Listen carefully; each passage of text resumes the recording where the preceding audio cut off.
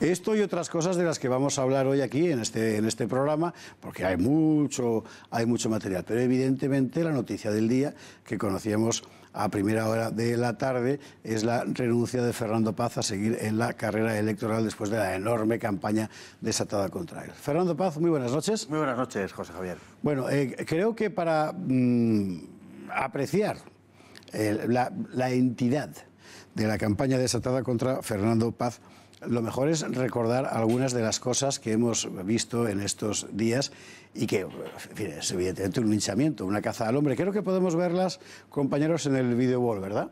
Ver algunos de los titulares que se le han dedicado a Fernando Paz en estos días. Por ejemplo, este del diario El País: Vox quiere llevar al Congreso a un pseudohistoriador negacionista y homófobo. Es interesante porque solo en el mero enunciado aparece una descalificación personal, una descalificación profesional y una descalificación ideológica todo a la vez. Que no está mal para un titular, como decimos, neutral, en fin, por utilizar esta expresión. A medida que subía de tono la polémica y a medida que subía de tono la ofensiva, había gente que llegaba abiertamente, incluso desde las filas de partidos políticos que van a concurrir a las elecciones, había gente, digo, que llegaba abiertamente a lo que solo puede llamarse como incitación al odio, porque no tiene otro nombre, que es lo que decía este caballero de Ciudadanos. Vamos a verlo en esta pantalla dentro de un instante. Es lo que decía don Alejandro Soler en Twitter: ojalá todos los homosexuales de España reconduciendo una vida de pacifismo para calzarle una, en fin, a Fernando Paz. Creo recordar que Bolconia era Ancola o así, aunque ciertamente esto oscila entre el solecismo y el anacoluto, esta redacción que vemos aquí en el tuit de Alejandro Soler. Pero bueno, vamos a ver, este caballero, insisto, es de Ciudadanos. Esto, se mire como se mire, es una incitación a la violencia. Pero es interesante porque incide en lo que antes decíamos, es decir, se pasa de la acusación periodística a directamente la amenaza en las redes sociales. Esto solo es un ejemplo. Podríamos contar, y nos lo contará Fernando Paz, la auténtica retahíla de barbaridades que hemos visto en redes sociales contra él. Del peor gusto, porque usted ya sabe que las redes sociales se caracterizan porque sirven para que el español común diga en ellas lo que cara a cara no se atrevería a decir nunca. En otras cosas por vergüenza propia, pero bueno, en las redes la gente se suelta la melena o lo que se suelte. Hoy Vox lanzaba su comunicado en el que agradecía los servicios prestados, permítame la fórmula, a Fernando Paz, y lo que decía Vox era esto: agradecemos la altura de miras y el gesto patriótico de Fernando Paz al renunciar a su candidatura para no perjudicar este proyecto. Y a la vez condenamos el linchamiento político y mediático que ha sufrido. En fin, como yo no soy de Vox, podré decir que para condenarlo no está mal como reacción, es decir, seguir la misma línea. Pero bueno, esto en todo caso es una opinión personal que usted puede compartir, evidentemente, o no. ¿Por patriotismo? Sí, por patriotismo. Lo mismo que me ha traído hasta aquí, pues me saca de aquí. Para no perjudicar a Vox. Yo creo que Vox es un proyecto que le va a hacer mucho bien a España, y en la medida en la que yo perjudicaba ese proyecto por todo lo que se ha generado en torno a mí, en la inmensa mayor parte de los casos, abiertas manipulaciones de corta y pega perfectamente demostrables, pues digo que en la medida en la que depende de mí, pues ese proyecto no se va a ver perjudicado, y por tanto, sí, por esa razón he salido. ¿No se ve perjudicado? Hombre, yo espero que no. La razón por la que yo salgo precisamente es por eso, para no contaminar de alguna manera el proyecto de Vox, y que se pueda seguir defendiendo las mismas ideas sin los sanbenitos que han querido colocarle a través de mí. Ese verbo, contaminar, es enormemente intenso. Perdóname, tiene cierto aroma a los procesos de Moscú, cuando hablaban los inculpados de... Así es. Bueno, es que esto cada vez se parece más a eso, y tú lo has descrito muy bien como un totalitarismo soft, un totalitarismo blando, y yo creo que estamos ahí, ¿no? En mi caso, más allá de la anécdota personal, yo creo que se puede considerar casi una categoría de hasta dónde hemos llegado, la imposibilidad de tratar determinados temas que se han convertido en los dogmas sobre los que se ha levantado todo el edificio político, y mucho más allá que esto, que político, cultural del país en el que vivimos y de Occidente en general. Antes de entrar en más Honduras, que va a ser dentro de un instante, yo querría preguntarte por las posibles consecuencias que esto va a tener en tribunales, porque hemos visto tuits como el de este caballero, el señor Soler, que es abiertamente una incitación a la violencia contra ti, claro. Pues efectivamente sí, en este caso un caso muy paradigmático y otros muchos casos donde se me ha acusado de la comisión de delitos o se ha atentado contra el buen nombre o el honor y lógicamente eso lo vamos a llevar a los tribunales a todas esas personas que desde distintos medios, porque ha sido una variedad de medios absolutamente amplia del panorama, vamos a decir, mediático ideológico, pues se han pasado las últimas horas literalmente insultando y faltando al respeto y al honor de un servidor y por tanto sí, lo vamos a llevar todo eso a los tribunales. Van a tener tarea los tribunales porque ya adelanto que son cientos, claro. Son cientos. Bueno, vamos a hablar de todo eso con calma después. Vamos a hablar, además de lo mollar, es decir, si tienen razón los críticos, cosa que hay que explicar, si es verdad o no, porque esta es la otra, claro. Él se defenderá, por supuesto. Pero yo querría recordar un caso, porque más allá de la polémica hay algo que debe quedar claro, y es lo que desde el punto de vista de un periodista preocupa particularmente. El hecho de que después de una campaña de estas ninguna fama es ya recuperable. Hoy recordábamos en la redacción el caso del juez Ferrín Calamita, con cuyas convicciones uno podrá estar o no de acuerdo. Pero aquel juez, si usted no se acuerda, se lo recuerdo ya ahora, cuando se planteó el caso de una adopción de una niña por parte de una pareja de lesbianas, pidió un informe psicológico de las madres. No pidió el informe psicológico porque fueran lesbianas, lo pidió porque en un caso de adopción parece lógico preocuparse por quiénes son los padres. Por ese informe se le montó tal campaña que se le echó de la carrera judicial. El Consejo General del Poder Judicial, nada menos, le echó de la carrera judicial. Le dejó literalmente en la calle. Muy pocos años después, esa pareja que quería adoptar se divorciaba. El juez tenía razón, tuvo razón cuando pidió un informe. Pero nadie ha recuperado nunca ni la fama personal, ni el dinero perdido, ni por supuesto el puesto en la judicatura del señor Ferrín Calamita. Pero usted seguro que recuerda la campaña, ¿verdad? Hoy ni siquiera eso. Él no la podrá olvidar jamás, ni él ni sus allegados, porque le quebró la vida. Le quebró la vida. Y resulta que al final la razón la tenía él. Eso es lo que pasa cuando los medios de comunicación se convierten en lo que no deben ser. Cuando en lugar de ser tribunas desde las que efectivamente se puede acusar, denunciar, claro que sí, cuando se convierten en las tribunas de aquellas tricoteurs que en la Revolución Francesa tejían calceta mientras rodaban en la guillotina las cabezas de los ajusticiados, que es un poco lo que hemos visto estos días en España. En fin, enseguida vamos a ir a esta cuestión. Antes, y ya que hablamos de estas cosas y de libertades, les recuerdo que nosotros tenemos aquí en Intereconomía viva la propuesta de nuestros, las Constituciones Españolas de Teófilo Ediciones. Recuerde, 7 volúmenes, las 7 constituciones, de la historia de España y un 8º volumen de interpretación, de texto de interpretación de lo que esas constituciones han significado. La pieza puede ser suya por 99 euros, que es un precio de regalo. Tiene que llamarnos simplemente y... 99 euros que siempre se me olvida, y los gastos de envío, que son muy importantes porque hay que pagarlo contra reembolso. Si es la península, 5 euros. Si es Baleares, 10 euros. Si es Canarias, Ceuta o Melilla, 15 euros de gastos de envío. En máximo 48 horas recibe usted su pedido contra reembolso, es decir, se paga en efectivo al recibir el paquete, que es el mejor modo de asegurarse de que llega, y su pedido lo puede hacer ya a nuestro teléfono 916162464, lo ven en sus pantallas, o a nuestro correo club@intereconomia.eu. Nombre y apellidos, dirección, código postal, muy importante, un número de teléfono móvil a ser posible, y ya es suyo este magnífico pack de Teófilo Ediciones con las 7 constituciones de la historia de España en ese álbum tan bonito. No deje pasar esta oportunidad.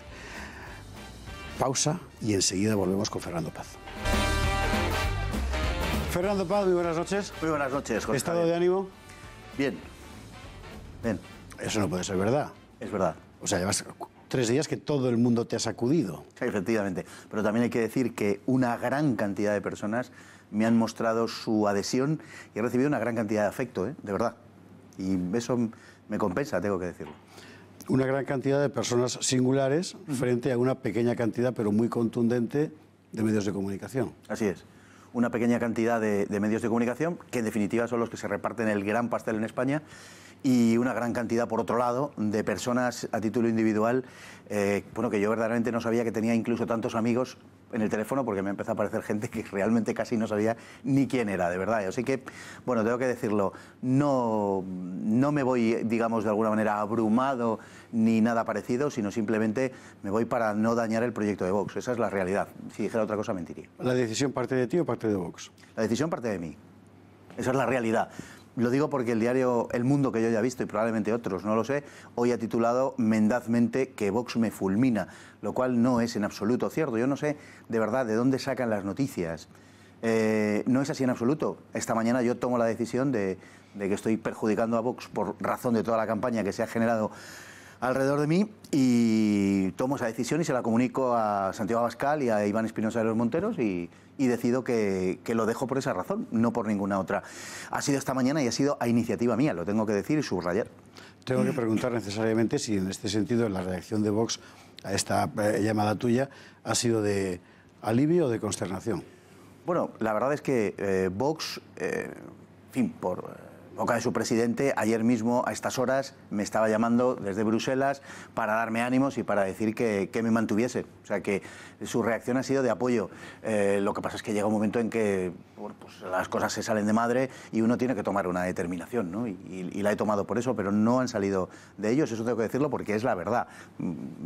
Y quizá podemos pensar que las cosas han sido de otra manera, pero estoy diciendo absolutamente la verdad. Hay que tener presente una cosa muy importante, y es que en este asunto Fernando Paz ha sido, por así decir, un blanco concreto de una ofensiva que aspiraba, y es evidente, a ir más lejos, que era ir directamente contra Vox, porque claro, por así decir, se trataba de exhibir la cabeza de Fernando Paz, no por él, sino en tanto que candidato de Vox. Los ataques contra Vox han sido, en fin, una constante en la vida pública española, particularmente la vida mediática española, desde hace meses.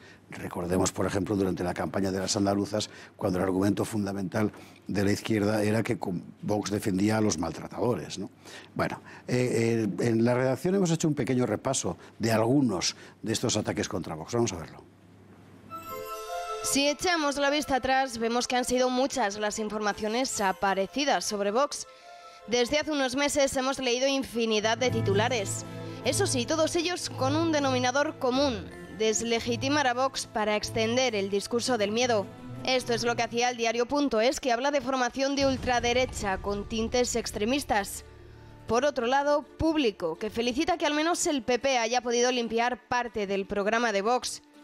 Y desde La Vanguardia califican de ultra los votos de Vox. Pero otro de estos ataques, el más reciente de todos, nos lo encontramos en Twitter. Varios miembros de Adelante Jerez, la confluencia de Izquierda Unida y Podemos, han limpiado fregona en mano con agua y lejía la calle donde el día antes estuvieron miembros de Vox repartiendo propaganda. Según ellos, lo han hecho para desinfectar y limpiar los rastros de fascismo que han dejado los de Abascal. También los ataques de los medios de comunicación han sido incesantes, porque hace unos días Iván Espinosa de los Monteros y Rocío Monasterio celebraban un acto en el Hotel Intercontinental. Un acto que el diario El País ha aprovechado para destacar las 5 estrellas del hotel y negar la posibilidad de que Vox pueda recibir votos de clases populares. Nada que ver, por cierto, con lo que El País hacía cuando Pablo Iglesias pronunciaba una conferencia en el Hotel Ritz de Madrid. Hacen referencia a las declaraciones del líder de Podemos, aunque parece que se le escapa mencionar el lugar en el que celebraban la conferencia. Aunque sin duda los mayores ataques se los ha llevado Fernando Paz. Desde numerosos medios se le han acusado de tener amigos filoterroristas. Le han llamado homófobo, racista, negacionista del Holocausto y también, por si esto fuera poco, pseudohistoriador. Visto lo visto, nos ha quedado claro que la presión mediática va a ser cada vez más agresiva.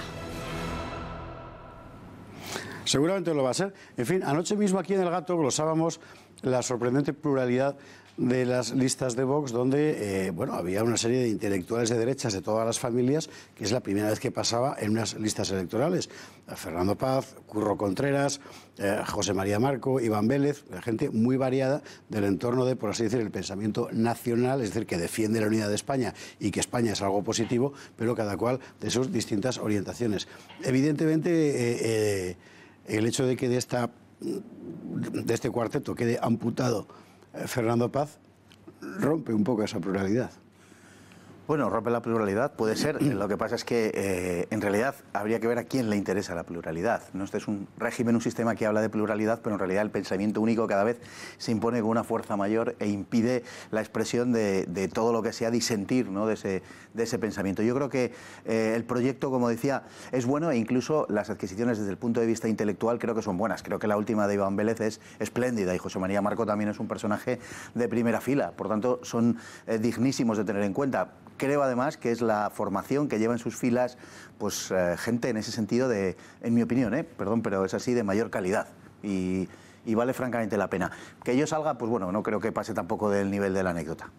Lo que sí, bueno, lo que se está viendo en el contexto de todas estas campañas es una, ¿cómo decir?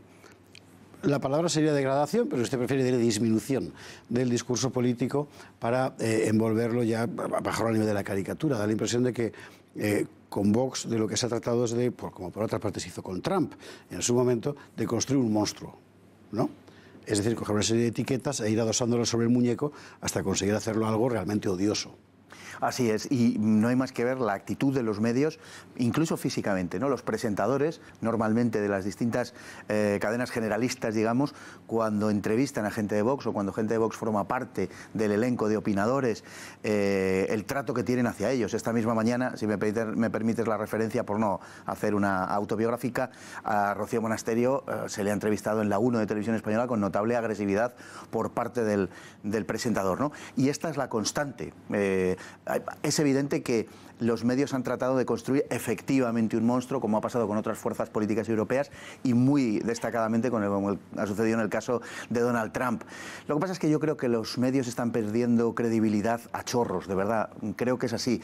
La gente cada día se informa más por las redes sociales y por ese tipo digamos, de medios de comunicación. No voy a decir que sea enteramente fiables, pero desde luego son más de lo que viene siendo la prensa habitual, la prensa generalista. Me permito subrayar un primer titular, y es que contra lo que dicen varios medios de comunicación, no solo El Mundo en este momento, no es que Vox fulmine a Fernando Paz, sino que Fernando Paz pide la baja, o apartarse, mejor dicho, de las listas electorales. El primer titular que conviene subrayar, porque bueno, lo dice él, y es de justicia consignarlo así. ¿No da la impresión de que precisamente esta unanimidad ahora de los titulares, como la de ayer, tiene por objeto que cada uno de los medios pueda escribir ante sus lectores: he sido yo quien ha conseguido echar a Fernando Paz? Pues probablemente haya algo de eso por detrás, ¿no? Cuesta entender cuál es la finalidad. Yo, sinceramente, creo que hay dos básicas. Por supuesto, una, dañar a Vox. Eso no cabe la menor de las dudas. Han encontrado, por decirlo así, una grieta en la pared y están intentando abrirla lo máximo posible para dañar a Vox. Luego también creo que hay un intento de execrar determinado tipo de posturas ideológicas. Porque, bueno, de alguna manera, pues yo me he significado por la defensa de la pelea contra la memoria histórica y sobre todo cuestiones también de género, etcétera. Y yo creo que también tiene que ver con eso. No olvidemos que son los pilares actualmente, como decía antes, del sistema, del corpus de dogmas que hay que creer. Y yo creo que también han tirado por ahí, no por mí, evidentemente, sino por lo que en un momento dado pudiera representar mis opiniones y, sobre todo, para pegarle un tiro en la línea de flotación a Vox en la medida de lo posible. Enseguida vamos a ver un vídeo que estamos preparando en la redacción sobre los ataques a Fernando Paz, en qué ha consistido, para entrar en el detalle, digamos, de las acusaciones y formulárselas tal cual. Pero antes me parece que todos los espectadores están haciendo una pregunta personal. Desde el punto de vista personal, ¿cómo sale uno de esta situación? Tienes que recuperar la honra, por así decir, en materia profesional, los vecinos. Bueno, sí, por eso, entre otras cosas, vamos a recurrir, digamos, a los tribunales, ¿no? Porque lo que queremos es una sentencia, por decir, es un aval social de que efectivamente lo que se ha dicho de mí es mentira. En este caso, lo que han planteado los medios tiene muy poco que ver con la verdad. De hecho, yo he tratado de comunicarme con los medios poniéndoles la verdad ante los ojos. Por ejemplo, en el caso de las acusaciones de negacionismo, con respecto a estos casos, digo, pues haciendo copias fotográficas de páginas en las que hablo de estos temas, donde precisamente lo que se demuestra es lo contrario. han hecho caso omiso de todo este tipo de información. Es evidente que buscaban un objetivo y que por el camino no se iban a perder. La verdad les da igual, la verdad aquí no está en juego. Lo que está en juego es un objetivo político y han demostrado estar absolutamente dispuestos a pasar por encima de todo lo que tenga que ver con la verdad. Eso no les interesa nada. Vamos a ver negro sobre blanco cuáles son esos ataques, esas acusaciones contra Fernando Paz. Fernando Paz. Fernando Paz. Fernando Paz. Fernando Paz. Fernando Paz. Fernando Paz. Fernando Paz. Fichajes como Fernando de Paz. Fernando Paz. Fernando Paz. Brutal linchamiento mediático al miembro de Vox, Fernando Paz, por defender sus opiniones. Los principales medios de comunicación quieren hacer creer que es un negacionista del Holocausto, cuando en realidad Paz, en uno de sus libros, habla del Holocausto. Exterminio y destrucción planificados de la raza judía. Por lo tanto, es una afirmación falsa. O también hacer creer que quiere rehabilitar a los jerarcas nazis con estas declaraciones cortadas en las que no se aprecia el contexto. Por tanto, habría que hacer una revisión del juicio y rehabilitar realmente todos estos, porque al menos en la medida en la que cumplieron con las leyes entonces existentes, ¿no? Lo ha hecho La Sexta, que le ha dedicado un auténtico monográfico y que le acusa de homófobo desde por la mañana. Él dice que no le llamen homófobo, pero los comentarios son de esa línea, ¿no? Yo creo que a lo mejor tendría que ayudar el hijo homosexual a él. Al mediodía. Y Vox ha fichado como número 1 por Albacete a un historiador que justifica a los criminales de guerra nazis. Fernando Paz imparte conferencias habitualmente en círculos ultraderechistas donde defiende el franquismo y afirma que la homosexualidad es una enfermedad que tiene cura. Por la tarde. En Albacete, Fernando Paz asegura que la homosexualidad necesita terapia. Y en el informativo de la noche, más de lo mismo. Se reafirma en sus ideas homófobas. Un escrache televisado que ellos mismos reconocen. Se pueden imaginar que la que le está cayendo es tremenda en todos los ámbitos. Pero no contentos con ello, van más allá. Aseguran incluso que Paz tiene amigos terroristas. En la charla de Alianza Nacional que sale Fernando Paz hablando, aparece también el que le presenta, que es Pedro Pablo Peña, porque iba a tirar cócteles Molotov a un autobús de familiares de terroristas de ETA. Y bromean con que él pueda estar enfadado y vaya a denunciarles por calumnias. Parece que a Fernando Paz no le hace mucha gracia, lo decía al comienzo, que en La Sexta hablemos de él, que en La Sexta estemos recordando quién es Fernando Paz y qué cosas ha dicho a lo largo de su trayectoria. Y tan enfadado está que amenaza con denunciarnos. Aunque el daño ya está hecho, Paz renuncia a su candidatura por la cacería y el acoso mediático. Es complicado meter la cuchara a esto por orden, pero vamos a intentarlo. Vamos a ver. Rehabilitemos a los nazis de Nuremberg, entrecomillado al lado de tu efigie. ¿Lo has dicho tú? Sí, bueno, como lo expliqué el otro día, como lo de Poncio Pilato. Ese es el caso, ¿no? Es decir, yo de lo que estaba hablando en ese momento era de la ley natural. Estaba defendiendo la ley natural y estaba diciendo que sin la ley natural... No, pero perdón, ¿tú has dicho rehabilitemos a los nazis de Nuremberg? Yo he dicho después de una frase que le ¿Has dicho rehabilitemos así entre comillas, como si fuera una frase textual que tú has pronunciado? No, como parte de una frase. Y así dicho no, literalmente. Es que es la cuestión. Cuando uno pone comillas en prensa, esto en fin... Se supone que es literal. No, esto hay que saberlo. Cuando uno en un medio de comunicación pone una cosa entre comillas, es que es una frase textual. Si no es textual, hay que quitar las comillas. Y si ponemos comillas, es que estamos haciendo trampa a sabiendas. ¿Es el caso? Es el caso, por supuesto. Sí, sí. Están haciendo trampas a sabiendas. Hombre, bueno, pero es el caso, pero no solamente, es que eso casi sería lo de menos. Lo demás es que cortan en el punto en el que les interesa para hacerme decir justamente lo contrario de lo que estoy diciendo. Lo que estaba poniendo en valor era la ley natural. Entonces estaba diciendo que sin la ley natural no habría causa contra los nazis de Nuremberg. Bueno, ellos cortan lo anterior y lo que dicen es que yo estoy diciendo que no hay causa contra los nazis de Nuremberg.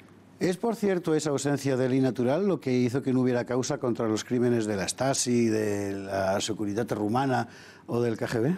Bueno, es...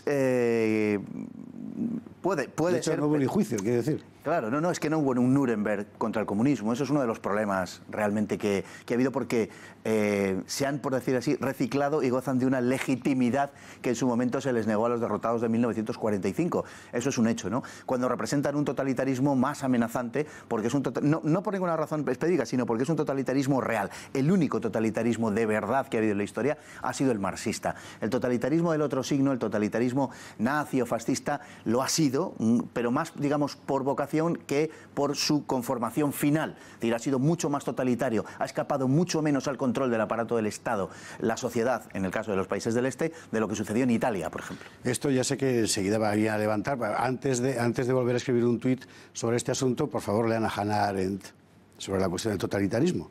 Louis Dumont también vale. En fin, es que la cuestión, esto es particularmente importante y a mí debo decir que profesionalmente me sublevó un poco ayer, de hecho lo sacamos aquí, la cuestión del recortaje, es decir, de sacar una frase de su contexto para mostrar lo que no es. Vamos a ver lo que de verdad dijo Fernando Paz y lo que dice La Sexta que dijo Fernando Paz. Para terminar, ha acusado a La Sexta de manipular sus palabras. Han recortado declaraciones, por ejemplo, que yo proponía que se rehabilitara, por Dios santo, a los criminales de guerra nazis. Se refiere a estas declaraciones que hizo sobre los juicios de Nuremberg, de las que ahora les mostramos la versión larga. Por tanto, habría que hacer una revisión del juicio y rehabilitar realmente todos estos, porque al menos en la medida en la que cumplieron con las leyes entonces existentes, ¿no? Esto es lo que dice La Sexta, que es la versión larga. Lo siento, con todo el cariño del mundo os tengo que decir que no es verdad. La versión larga es esta. El problema de esa enseñanza de Nuremberg es que hoy nos hemos cargado el derecho natural. Y entonces cualquiera podría alegar el incumplimiento de una orden porque no obedece a mi conciencia. Y mi conciencia está construida como a mí me dé la gana. Como hoy no existe más que derecho positivo, como hoy no se cree en el derecho natural, los alemanes que ejecutaron las órdenes que eran legales en el Tercer Reich estaban actuando de forma correcta. Por tanto, el juicio de Nuremberg hoy se puede impugnar desde el punto de vista de que no creemos en la ley natural. Esas leyes estaban contra los derechos humanos, no cumplían los derechos humanos. Y hoy los derechos humanos, digamos que serían la piedra angular en la defensa de esa idea. Bien, también podría decirse, oiga, es que los derechos humanos no habían sido compilados en 1945. Por tanto, habría que hacer una revisión del juicio y rehabilitar realmente a todos estos, porque al menos en la medida en la que cumplieron con las leyes entonces existentes, ¿no? Hay que recordar que en el juicio de Nuremberg, precisamente, la argumentación de la defensa fue por ahí. Claro. Es decir, ellos estaban cumpliendo la ley vigente. Claro, la moral de los alemanes, como habían sido educados los alemanes, era con la moral kantiana, que es una moral del cumplimiento del deber. No es una moral finalista, sino que el cumplimiento del deber en sí es el valor moral. Por tanto, los alemanes educados de esa manera no entendían muy bien por qué les estaban acusando. ¿Justifica eso que se les debería haber dejado libres? No para los que creemos en el derecho natural, por supuesto que no. Claro, es evidente que no. Ahora bien, aquellos que no creen en el derecho natural deberían hacérselo mirar, porque podrían situarse a favor de ese tipo de cosas, puesto que cumplieron con la ley. Si solo hay derecho positivo, pues deberían ser exonerados, ¿no? Ahora espero que los de La Sexta no lo corten y vuelvan a poner que yo estoy diciendo que... Bien, vale, perfecto, te he entendido. Vamos a ver precisamente esa cuestión de los crímenes de guerra nazis, que son los que ha hecho que en ciertos medios se te acuse de negacionismo. Y que en otros incluso se diga que, bueno, sí, no negacionismo en el sentido de que niega el holocausto, sino negacionismo en el sentido de que disminuye la responsabilidad de los alemanes en la ejecución de tal. Bueno, vamos a ver. Tu posición concreta sobre la cuestión es la siguiente. 1. ¿Hubo holocausto judío, sí o no? Sí. ¿Fue una política premeditada del régimen nacionalsocialista, sí o no? Sí. ¿Se ejecutó fundamentalmente con órdenes políticas conscientes de todo el aparato de poder nacionalsocialista? Sí, ¿sí o no? ¿Consistió en la deportación masiva y en la captura doquiera se encontraran de población judía para llevarlos a campos de concentración específicos? ¿Sí o no? Sí. ¿La política en esos campos era deliberadamente de exterminio? ¿Sí o no? Sí, sí, por supuesto. En los campos de exterminio, claro, la política se les llevaba para que fueran exterminados. Entonces, ¿tú qué es lo que niegas exactamente? Eso quisiera saber yo. El haber dicho sencillamente una cosa como que hay una gran cantidad de judíos que fueron asesinados mediante el empleo de armas de fuego y no mediante el empleo del gas, que es una cosa, por cierto, que asegura el Congreso Mundial Judío. Sí, sí es. ¿Vale? Sí. Por ejemplo, ¿no? Que murieron una gran cantidad de judíos por causa de las enfermedades, del hacinamiento de los campos en los que estaban, también lo afirma el Congreso Mundial Judío. Igual que numerosos historiadores que han sacado testimonios de médicos, efectivamente, sí. La inmensa mayoría. Y que una gran parte de los cadáveres que se encontraron los aliados al entrar en Alemania lo fueron por las malas condiciones de los campos, entre otras cosas porque todo el mundo está de acuerdo de que en octubre de 1944 Himmler dio la orden de que cesase el exterminio. Bueno, pues esto, al parecer, para algunos, no precisamente de izquierdas, sino de algunos medios que blasonan de libertad, para algunos esto es una especie de retorcida argumentación de justificación del exterminio judío. Bueno, esto es así como lo estoy contando. Me parece que se puede decir específicamente. Daniel Rodríguez Herrera en Libertad Digital, que te imputaba directamente, ¿no? Aquí cada cual hay que aguante, cada palo que aguante su vela, ¿no? Así es. Esto me parece importante subrayar, entre otras cosas, porque lo podría haber escrito yo perfectamente, que esto no es una hipótesis, una interpretación, como decir, extravagante o personal. Una buena parte de la bibliografía oficial sobre el Holocausto reconoce precisamente estos extremos. Por supuesto. Que nada quitan la realidad del Holocausto. No, es la construcción de un relato real, más allá, digamos, de lo cinematográfico, más allá. No, el relato real y además el relato de los supervivientes, el relato de lo que hay en Nuremberg. Yo escribí el libro en Nuremberg hace 3 años y lo hice sobre los 16.000 folios del Tribunal de Nuremberg. Es decir, que, hombre, algo he visto, ¿no?, de todas estas cosas. ¿Alguna asociación de víctimas se querelló contra ti por ese libro? Absolutamente nadie. Ni nadie hizo ¿Una organización judía o de víctimas de campos de concentración? Absolutamente nadie. Absolutamente nadie. Ni nadie hizo en un medio público ninguna crítica en ese sentido, todo lo contrario. Otra cosa que afirmas y que también se te ha reprochado es que parte de la población local del este de Europa contribuyó al exterminio de los judíos mediante la delación.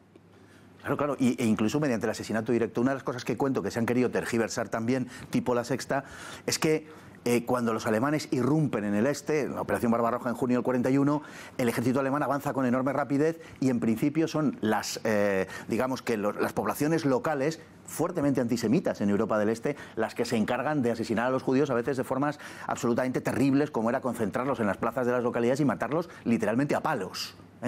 Un método particularmente cruel, ¿no?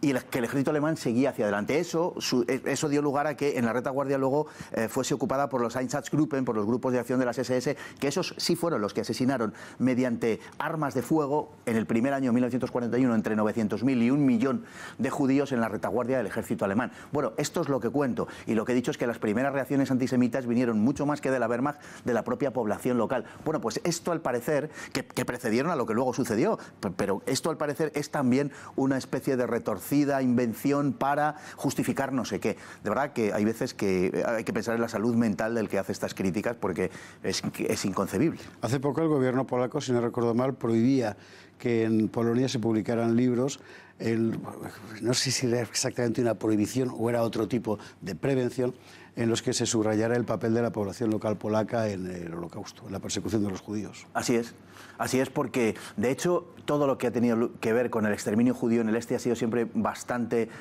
manipulado desde los gobiernos. Por ejemplo, la Unión Soviética no permitió durante muchas décadas que se hablase de exterminio judío, porque eso suponía desgajar a la población judía del conjunto de la población soviética. Y la Unión Soviética quería que aquellos judíos asesinados en el este contasen como víctimas de los alemanes en su condición de ciudadanos soviéticos, que no se singularizase su condición judía. Y en general en Europa del Este se ha tendido a dar esa versión de la historia. Vale.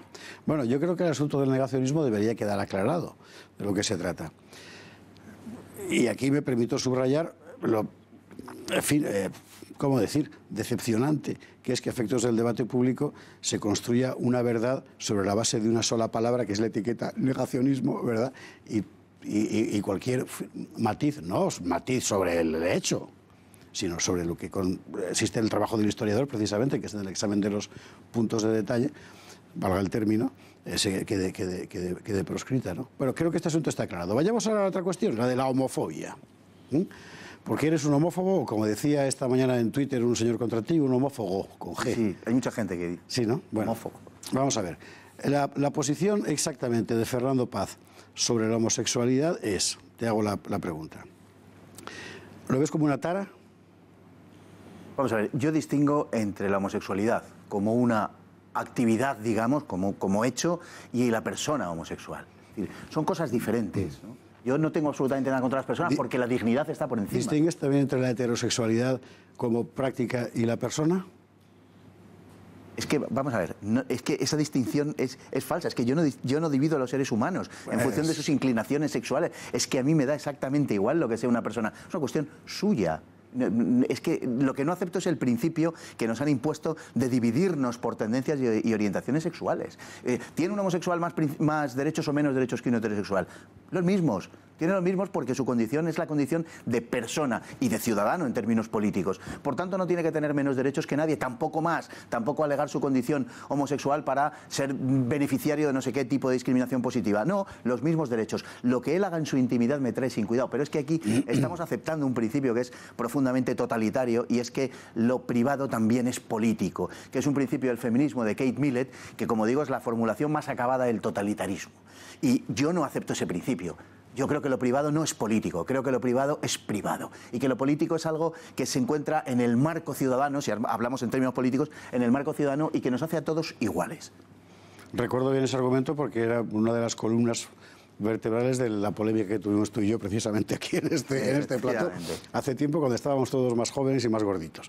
En fin, la cuestión es, ¿a partir de qué momento tu desarrollo intelectual sobre la cuestión se convierte en ofensivo para alguien?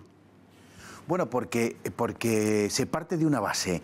Si tú no... Vamos a ver, todo esto está manejado por una serie de grupos, como todos sabemos, de unos grupos que hacen lobby, que hacen fuerza, que tienen presencia en la sociedad muy fuerte, muy potente sobre los partidos políticos, los medios, etcétera. Y estos han logrado implantar en la gente una creencia. Quien no está con ellos padece una fobia.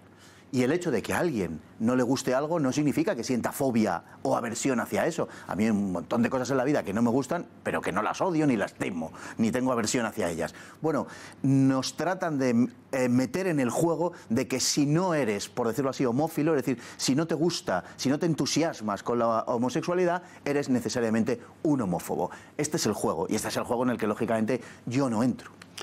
Tu consideración de que un homosexual, o mejor dicho, perdón, de que una terapia invierte la homosexualidad es la que ha generado muchísimos comentarios y ha dado lugar luego pues, a extrapolaciones, acusaciones, etcétera. Bueno, sobre el tema de las terapias no se puede hablar porque hay una ley hoy que lo impide. En la Comunidad de Madrid, la ley Cifuentes del Partido Popular y en otras comunidades también, todavía no sé si hay una ley nacional, me parece que aún no, pero hay un montón de leyes autonómicas que para el caso viene a ser lo mismo, ¿no? De modo que con respecto a las terapias no puedo decir nada. Con respecto a la otra afirmación que iba en la frase de las terapias, que era si usted tuviera un hijo gay, ¿qué haría y tal cual? Lo que dije fue ayudarle. Y le ayudaría a través de la educación, a través del consejo. Es mi hijo y yo no pretendo educar a los hijos de nadie. Pero parece que sí hay mucha gente que pretende educar a mi hijo. Y esa es la diferencia. Yo lo que reclamo en este asunto sencillamente es libertad. Que dos lesbianas quieren educar a un hijo adoptivo a su manera, yo no estoy diciendo que no lo puedan hacer. Tampoco estoy diciendo que me guste, pero no estoy diciendo que no lo puedan hacer. Lo que estoy diciendo es que yo quiero educar a mis hijos como yo creo que es más oportuno. Que además de parecer justo y razonable, es un derecho constitucional. Yo sé que estoy siendo un fiscal bastante blandito en esta entrevista, lo siento, y ahora lo voy a ser aún menos porque voy a hacer un poco de abogado. Una de las cosas que se le ha reprochado a Fernando Paz es que haya, por así decir, dejado traslucir la homosexualidad como un desorden, es decir, como algo que debe ser corregido. A este respecto, yo querría recordar un punto muy interesante del Catecismo de la Iglesia Católica, vigente, que dice esto. La homosexualidad designa las relaciones entre hombres o mujeres que experimentan una atracción sexual exclusiva o predominante hacia personas del mismo sexo. Reviste formas muy variadas a través de los siglos y las culturas. Su origen psíquico permanece en gran medida inexplicado. Apoyándose en la Sagrada Escritura, que los presenta como depravaciones graves, la tradición ha declarado siempre que los actos homosexuales son intrínsecamente desordenados, son contrarios a la ley natural, cierran el acto sexual al don de la vida, no proceden de una verdadera complementariedad afectiva y sexual, no pueden recibir aprobación en ningún caso. Yo en fin, aprovecharé para subrayar que el catecismo es bastante más severo que Fernando Paz en la descripción de la homosexualidad, no obstante lo cual, desde medios católicos confesionales también se te ha censurado por esto. Así es, así es. Es que yo no sé si así esos medios católicos creen en algo. En muchos casos, tengo que decirlo así, con esta rotundidad. Yo sí, y yo me adhiero a lo que dice el catecismo, pues soy católico, apostólico y romano, y creo en lo que dice el catecismo. Y repito, haciendo esa distinción de que una cosa son los actos, que son de una naturaleza determinada, como acabamos de ver, y otra cosa son las personas. Y la Iglesia lo distingue, por cierto, y los católicos lo distinguen, por cierto, perfectamente. Una parte que no puede quedarse fuera de esta conversación es las vinculaciones con, ¿cómo decir?, participación habitual, ¿no?, en círculos de ultraderecha, como se ha mencionado en las actas de acusación que hemos visto antes. Son las fotografías tuyas, con una bandera de Falange detrás, con la bandera esta de Alianza Nacional, etcétera, con otros grupos. ¿Tú eres un intelectual de la extrema derecha española? Bueno, mi participación habitual... Es que, en fin, para hacer algún chascarrillo. Son 2 ocasiones aquí, bueno, en algunas ocasiones más. He estado también en otros sitios. Por ejemplo, Alianza Nacional... ¿2 ocasiones aquí, quieres decir, aquí en Intereconomía? No, me refiero aquí en esto que han sacado, a lo que han aludido, ¿no? Dice que es habitual y sacan 2. Bueno, yo voy por principio a los sitios a los que me llaman, siempre y cuando el sitio sea legal, la organización sea legal y el partido sea legal, ¿no? Me sacan esto, pero no me sacan, por ejemplo, que también he estado yendo a La Tuerca, al programa de Pablo Iglesias, por ejemplo, la televisión Hispan TV, que el día, por ejemplo, de Alianza Nacional estuve hablando de ideología de género. Yo he hablado de ideología de género en muchísimos sitios, en esta casa muchísimas veces, en Alianza Nacional también, en parroquias en varias ocasiones, en casas particulares también. Por lo tanto, bueno, pues esa es la realidad. Yo voy donde me invitan y no me importa donde me inviten, que siempre que sea un sitio legal o una organización legal, allí acudo. Y lo seguiré haciendo porque me considero una persona libre y todos estos no van a conseguir que deje de serlo. Eso pueden tener la absoluta seguridad. Pero al final participar en una entidad, una asociación, una casa, en fin, que tiene vinculaciones problemáticas con el mundo político es algo que inevitablemente marca en la mochila, ¿no? Bueno, pues según para quién. Yo entiendo que es un ejercicio de libertad poder ir a un sitio, decir lo que uno quiere, que a uno le escuchen y entablar un diálogo que siempre al final, después de estas charlas o conferencias, en fin, como se las quiera llamar, siempre se establece un debate y creo que en ocasiones es muy rico. Y suelo decir, y es verdad, que porque lo creo, que lo más interesante de este tipo de comparecencias siempre son los debates. Voy donde me invitan, simplemente. Yo no creo en eso de que porque vayas a un sitio tengas una identificación especial, que puede que sí, puede que no, pero no necesariamente, ni muchísimo menos. Con la extrema izquierda no pasa, ¿no? No, con la extrema izquierda no pasa. Todos hemos visto, en fin, todo tipo de comparecencias en Enrico Tabernas, de fuerzas políticas como Podemos, en fin, comparecencias con la bandera de la Unión Soviética. Bueno, y ahí, aparte de una leve amonestación casi paternal, pues no hay nada más. Yo no recuerdo un linchamiento mediático como el del que estamos hablando, y ha habido personajes, en fin, que han dado para eso y para mucho más. Yo no puedo ir en una lista por haber afirmado que quiero educar a mi hijo, por ejemplo, ¿no?, de una determinada manera, pero hay partidos políticos que en sus listas presentan asesinos o asesinas, hay partidos políticos que en sus listas presentan a gente que no ha pagado impuestos en España, a gente que ha echado a unos cuantos cientos de familias a la calle, a gente que ha propuesto, por ejemplo, Ciudadanos, gente que ha propuesto un referéndum a la canadiense. O sea, todos estos sí pueden ir en listas, pero decir que uno quiere educar a su hijo conforme a unos determinados valores, eso parece que es intolerable. Por algo será.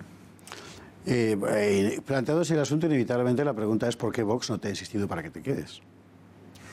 Bueno, yo he presentado mi renuncia, digamos, con carácter irrevocable. Yo no entiendo eso que hacen algunos políticos y ministros que presentan su renuncia, pero como agarrando el papelillo un poco así para ver si me dices que no. No, yo desde el principio he hecho saber que mi renuncia se basaba en el hecho de que perjudicaba el proyecto del partido y, por tanto, no he dado lugar a que hubiera ningún tipo de, digamos, de reacción por la otra parte. Simplemente lo he presentado como un hecho consumado.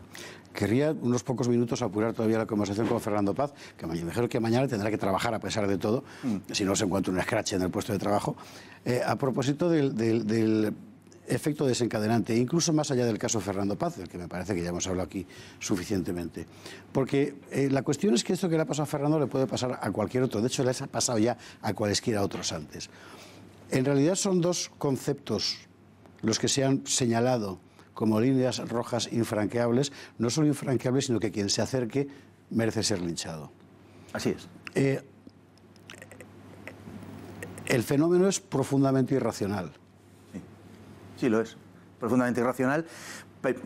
Tal y como está formulado y las apelaciones que hace y digamos la argumentación que despliega, pero también tiene un núcleo duro de racionalidad, es decir, es la preservación del propio régimen, del propio sistema.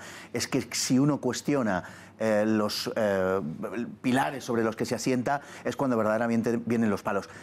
Una de las razones de los embates que viene sufriendo esta casa, por ejemplo, y del mega escrache en todos los aspectos que sufre esta casa de Intereconomía, se debe a eso, a que es la única que verdaderamente pone en solfa los cimientos de todo este aparataje que en gran parte se fundamenta en la mentira. Es decir, que el negacionismo, entre comillas, o la homofobia son baluartes más fuertes del orden establecido que la unidad nacional o la justicia social o todas estas cosas. Sin la menor duda, y que la propia libertad, es decir, sin la menor duda, y por supuesto que la nación, sin la menor duda. Al final, las políticas son distintas, las ideologías también tienen que matizar, no podemos decir que la ideología es la misma, pero la filosofía sí es la misma, básicamente desde Bildu hasta el Partido Popular. Es un hecho. El concepto antropológico, por ejemplo, es el mismo. Es verdad que cambia el modelo de sociedad, que cambian algunas cosas, pero los fundamentos filosóficos de eso son los mismos. Fernando Paz, una última pregunta. Como el legislador que hemos llegado a ser, ¿qué habrías prohibido? ¿Qué habría prohibido? Desde el Congreso de los Diputados. Pues habría prohibido todo aquello que sea disolvente para la nación española. No tengo ningún problema en decirlo. Habría prohibido aquellas políticas que permitan cuestionar la unidad de nuestra comunidad política, la unidad de España, aquellas políticas que enfrenten a los españoles, aquellas políticas como es la memoria histórica, por ejemplo, que va en ese sentido de forma muy clara. Habría prohibido todo aquello que vaya a favor, en contra de la vida. Pero no lo habría prohibido por el hecho de prohibirlo, sino que lo habría hecho afirmando los valores. No se trata de prohibiciones, sino que frente a la disolución de España habría pretendido que hubiéramos tenido más patria, más proyecto nacional, más soberanía, y frente a toda esta serie de cuestiones hubiéramos tenido más defensa de la vida, una defensa activa de la vida por parte del Estado, porque al final, sin eso, sin una defensa de la vida de verdad, sin la natalidad, sin un proyecto de Estado, sin un proyecto de país, sin que el Estado verdaderamente defienda a la sociedad, porque existe exclusivamente para eso el Estado, no tendremos futuro. ¿Te ha llamado alguien de Albacete? Me ha llamado, no por teléfono, pero he recibido muchos mensajes de Albacete y de otras tantas provincias españolas, de verdad lo digo. Fernando Paz, muchísimas gracias. Pues un verdadero placer. Buenas noches. Javier. Y nosotros, bueno, antes de marcharnos, un importantísimo consejo. Bea Pérez Fajardo, buenas noches.